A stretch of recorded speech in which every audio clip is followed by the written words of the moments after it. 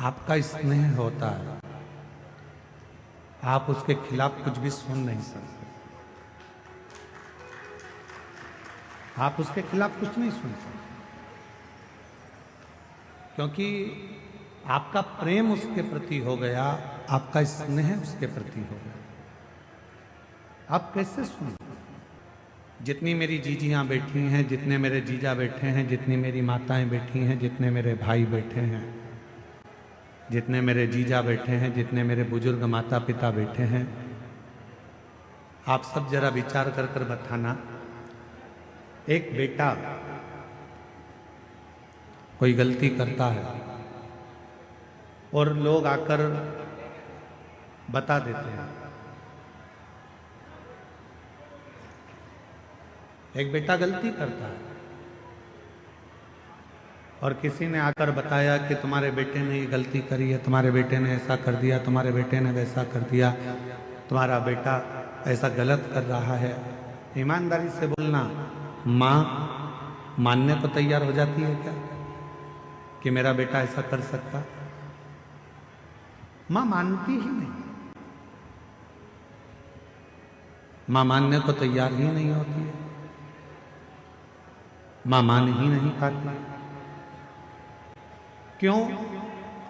क्योंकि एक माँ अपनी बेटी से इतना प्रेम करती है, एक माँ अपने बेटे से इतना स्नेह करती है, इतना प्रेम करती है, इतना स्नेह करती है कि वो कुछ मानने को तैयार ही नहीं होती।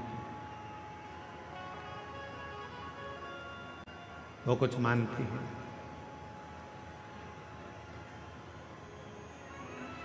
प्रेम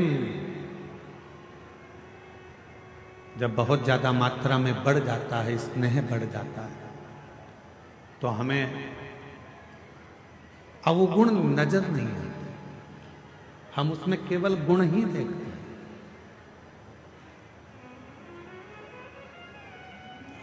हम उसमें अवगुण नहीं देख रहे हैं, हम केवल उसमें गुण देख रहे हैं। हम आपसे एक बात पूछें, जरा उत्तर दें। तुम्हारे लड़के की शादी पक्की हुई, जिस लड़की को तुम देख कर आए हो, लड़के के लिए पसंद कर कर आए हो, उसमें तुम्हें बहुत सारे गुण नजर आते हैं। आते से कहते गुरुजी इतनी अच्छी लड़की है, एकदम बढ़िया, दिखने में भी सुंदर है, एजुकेशन अच्छी है, पढ़ाई अच्छी है, हाइट पर्सनालिटी अच्छी है, बोलने चालने में अच्छी है, वो सब तरह से श्रेष्ठ है।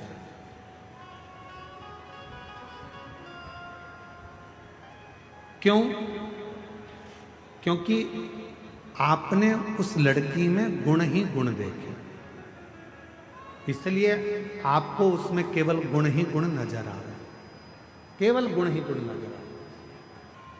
और कुछ समय के बाद जब लड़की शादी कर कर आपके घर में आ जाती है, विवाह कर कर आ गई, 2-4 साल निकल गए, फिर उसके सारे गुण कहाँ चले जाते हैं? अब आप उसमें गुण नहीं देख रहे, आप उसमें अब दिन भर सुबह से शाम तक अवगुण ढूंढने का प्रयास कर। दिन भर हम उसमें अवगुण ढूंढ रहे हैं, दिन भर हम उसमें अवगुण देख रहे हैं, हम उसमें गुण नहीं ढूंढ पा रहे, हम उसमें अवगुण ढूंढ रहे। पहले वही बहू 7 बजे उठकर आती थी तो तुम कुछ नहीं कहते थे, अब वही बहू 7 बजे उठती है तो तुम्हें लगता है कि बहुत देर से उठ रही। लड़की वही है, पहले हमने उसमें केवल गुण देखा और अब हम उसमें अवगुण देख रहे हैं। अब हम उसमें गुण नहीं देख पा रहे, अब हम उसमें अवगुण देख रहे हैं। थोड़ा सा भी भोजन बिगाड़ दिया, थोड़ा सा भी भोजन बिगाड़ दिया तो कह दिया तुम्हारे बाप ने यही सिखाया। और पहले तो अगर वो थोड़ा सा भी भोजन कुछ बनाकर तुम्हारे सामने ला देती थी तो तुम उसमें प्रसन्न हो जाते थे कि इतना अच्छा भोजन बनाया, इतना श्रेष्ठ भोजन बना है, तुम उसमें भी प्रसन्न हो जाते थे। अब तुम्हें उसमें अवगुण दिख रहा है। यहां जितने बैठे हैं, यहां मेरी जितनी भी माताएं बैठी हैं, जितने भी पिता बैठे हैं, मैं आप सबसे एक निवेदन करूं, उत्तर दीजिएगा जरा सा।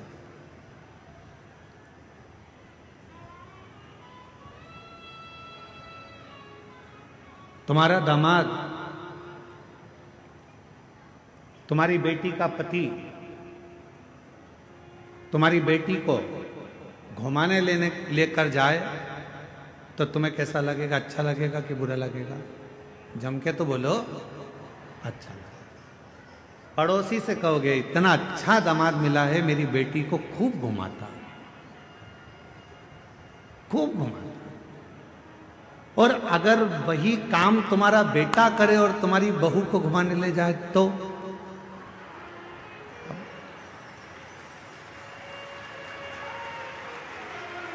विचार करो। दामाद बेटी को अगर सोने की, तुम्हारी बेटी को सोने की रकम दामाद दिलाए तो मेरा दामाद हीरा है। अभी दिवाली पर उसने मेरी बेटी को सोने का हार दिलाया, रानी हार दिलाया। और वही काम तुम्हारा बेटा करे और तुम्हारी बहू को सोने का हार दिला दे तो तुम्हारा भगोने जैसा मुंह हो जाए। जैसे तुम्हारी बेटी है वैसे ही तुम्हारी बहू भी तो किसी की बेटी है, वो भी तो बेटी है।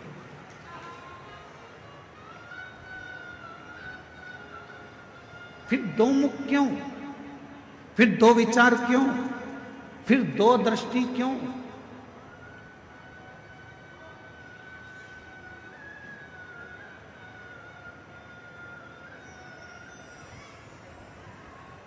गणेश जी की कितनी धर्म पत्नियां हैं?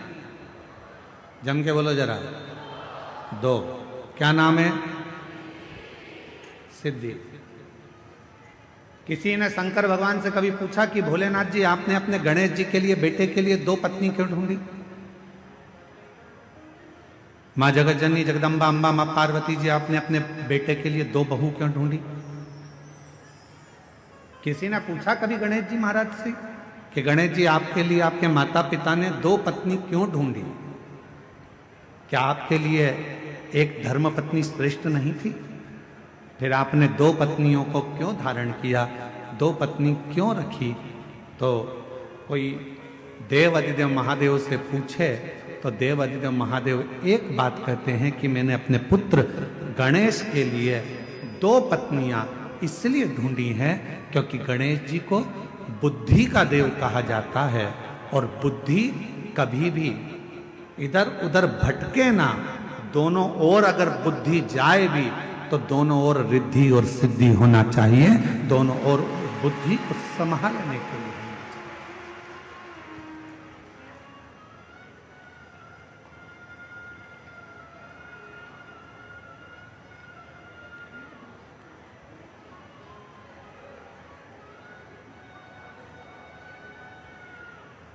दो दृष्टि नहीं रखना। हमारी बुद्धि दो तरह से बढ़ जाती है। बेटी और दामाद के लिए हमारी बुद्धि कुछ और कहती है और बेटा और बहू के लिए हमारी बुद्धि कुछ और कहती है। तुम्हारा दामाद, तुम्हारी बेटी बीमार पड़ गई, तुम्हारी बेटी बीमार पड़ी और तुम्हारा दामाद उसको हॉस्पिटल दिखाने ले गया। तुम्हारा दामाद घर में पोछा लगा दिया, तुम्हारे दामाद ने झाड़ू लगा दी, तुम्हारे दामाद ने चाय बनाकर पिला दी और तुम उससे मिलने गए। मेरा दामाद इतना हीरा है, मेरी बेटी बीमार पड़ गई तो इतनी सेवा कर रहा, इतनी सेवा कर रहा, और मालूम पड़े तुम्हारी बहू बीमार पड़ जाए और तुम्हारा बेटा वही की वही करे तो मेरा बेटा तो लल्लू हो गया। दिन भर उसमें लगा।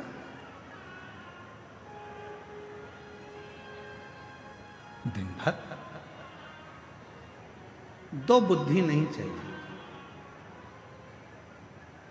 रिद्धि सिद्धि के दाता गजानन तुम्हें सबसे पहले हमारा नमस्कार है।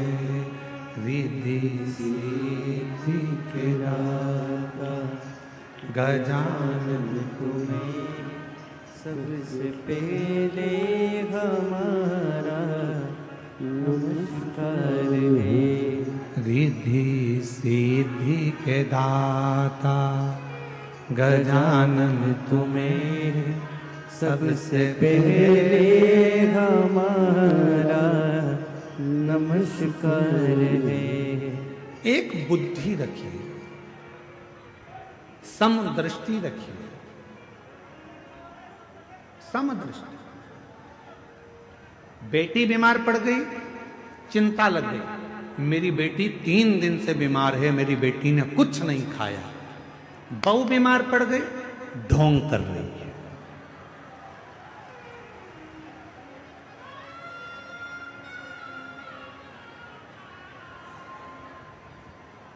दो बुद्धि नहीं चाहिए, दो दृष्टि नहीं चाहिए, दो विचार नहीं चाहिए। एक मन, एक बुद्धि, एक चित्त, एक विचार, समभाव होना चाहिए। सम जब हमारी जिंदगी में हम समता का भाव रखेंगे, तब हमारे जीवन में देव अधिदेव महादेव कृपा करना प्रारंभ कर देंगे और हमारी जिंदगी को श्रेष्ठ करेंगे। हम समता का भाव ही नहीं रखते।